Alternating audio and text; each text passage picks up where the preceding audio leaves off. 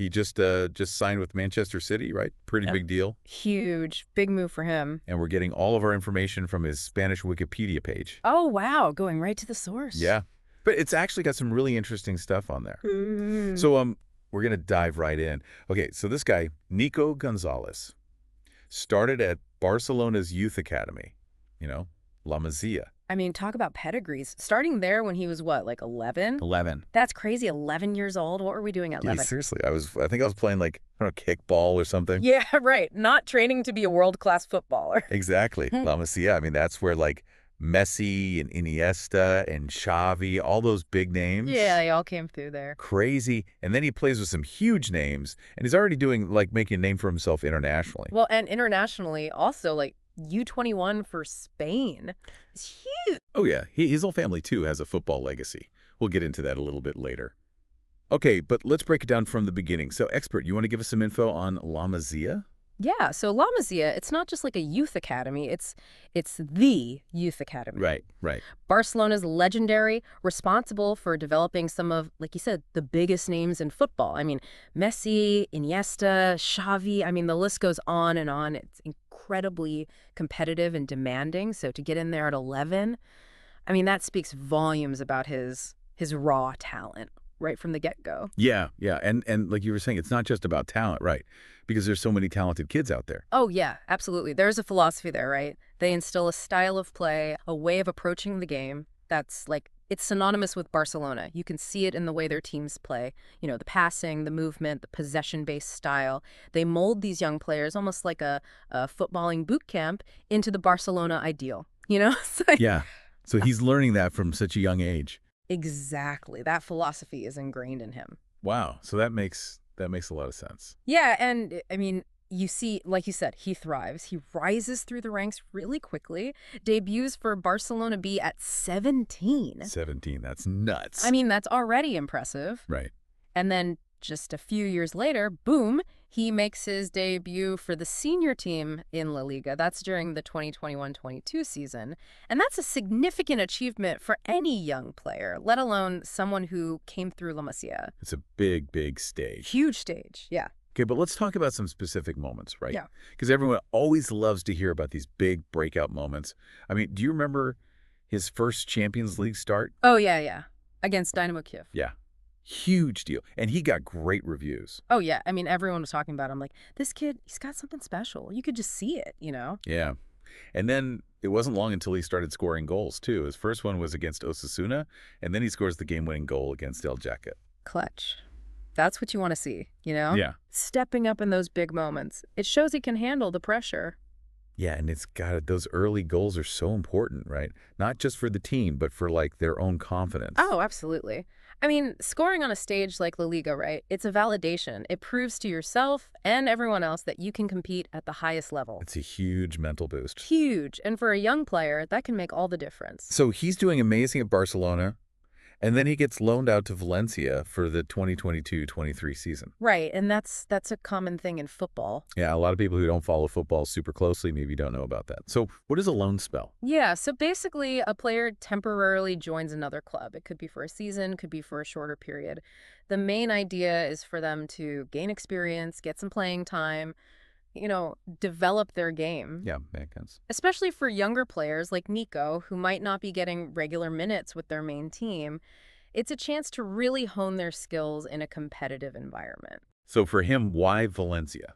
What was the thinking there? Well, it was interesting because Valencia was fighting to avoid relegation that season, which means they were in danger of being demoted to a lower league. So it was a high-pressure situation. Yeah. Intense. Yeah, definitely a different kind of challenge for him. So after that season, he goes to FC Porto. Yeah, and this was a big move. He was transferred for $8.5 million. Wow, that's a lot of money. Yeah, it shows that Porto saw real potential in him. And they weren't wrong, He did really well there. There's that buyback option, Well, right? yeah, Barcelona put that in the deal. Smart move on their part. Yeah. They're like, okay, we'll let you go, but just in case you become the superstar, we have the option to buy you back. Exactly. They're keeping their options open, which is, good business. Yeah.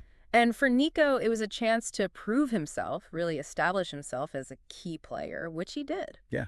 He wins the Portuguese Cup and the Super Cup with Porto. Major achievements. That's incredible. And he made like, what, 68 appearances? Yeah, something like that. And scored 9 goals, which is, pretty solid for a midfielder. Yeah, that's great. So clearly he was making an impact. Absolutely. And then, boom, a few weeks ago, he signs with Manchester City. Huge move. Right. And not just for one season, until 2029. Yeah, long-term deal. Long-term deal. So they really believe in him over there. They see something special for sure. That's one of the most, Manchester City, they're one of the most dominant teams in Europe. Oh yeah, powerhouse. Yeah. And coached by Pep Guardiola. Who is basically a tactical genius, let's be honest. Pretty much. So this could really launch his career into a whole new, I don't even know. Stratosphere. Yeah. It's exciting to think about, what he could achieve there. Absolutely. And with Guardiola guiding him, the possibilities they're endless, really. Yeah. Yeah, it's pretty crazy when you think about it. La Masia to Manchester City. I know, just a few years. That's a heck of a journey. Yeah. And like you were saying, Pep Guardiola, so he's known as this tactical genius. Yeah. But like in reality, what is his coaching style? How do you think that will affect, Nico's development? Well, Guardiola, he's all about possession-based football. Quick passing, creating those intricate attacking movements. Yeah. He demands a lot from his players, though. Oh, yeah, I bet. Physically and mentally, right. Yeah. You got to be technically gifted. You got to be tactically disciplined. Right. And you have to be able to think a few steps ahead. It's a hard system. Yeah, that's intense. It is, but, for a player like Nico, who came through La Masia, Yeah. it could be a perfect fit. That's what I was thinking. Like, it's almost like he's been training for this. Right. His whole life. The philosophies are pretty similar, so, Oh. yeah. But do you think there will be any challenges for him? Because the Premier League is so different. Right? Oh, absolutely. Yeah, the Premier League is a beast. It's much more physical than La Liga. The pace is relentless.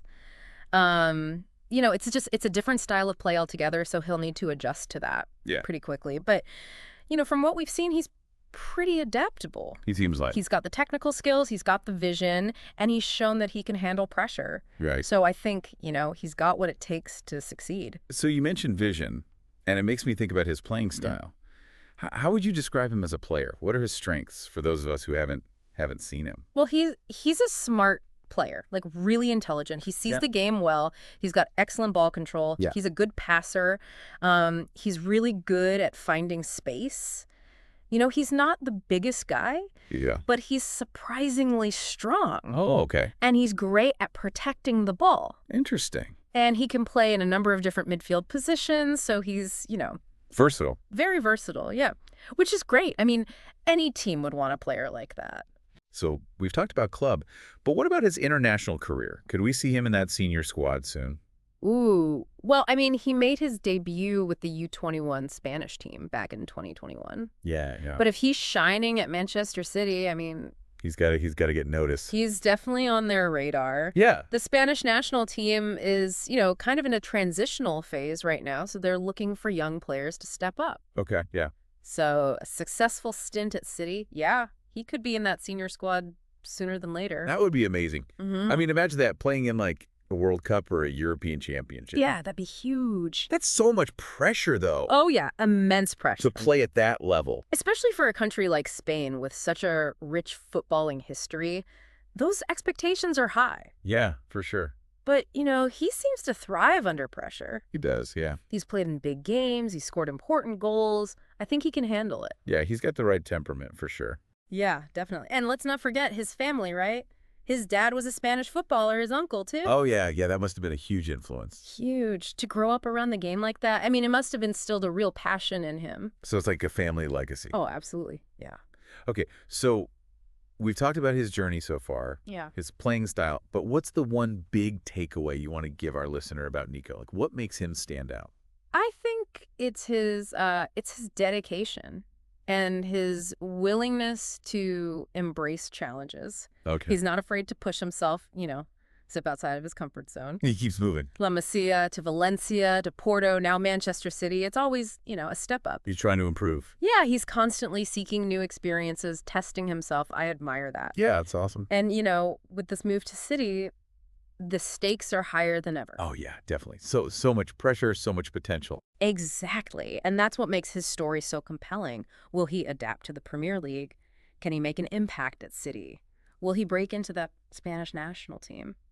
So many questions. I know. We'll have to wait and see. But he's definitely a player to watch. Oh, yeah, for sure. His career's just getting started. Just getting started, exactly. So much more to come. I'm excited to see what happens. Me too. It's going to be fun to watch it all unfold. You know, it's funny.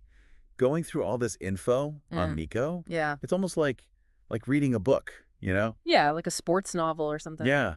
You've got those early struggles, you know, the breakout moments, the transfers, the triumphs, and now this new chapter. It's exciting. Oh, yeah, and it's not over yet, right? Like we're just getting to the good part. Yeah, exactly. That's what's so cool about following a young player. You're witnessing their development in real time. Yeah. Their growth Yeah. as a player and all those decisions that shape their careers. It's like a real life drama. Yeah.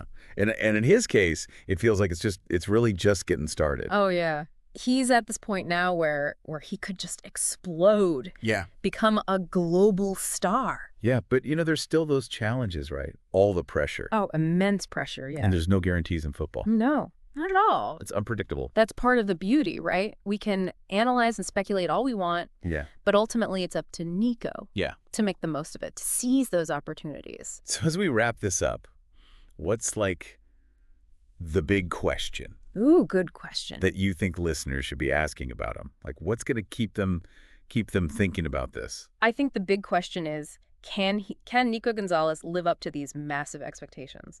Can he become a global superstar?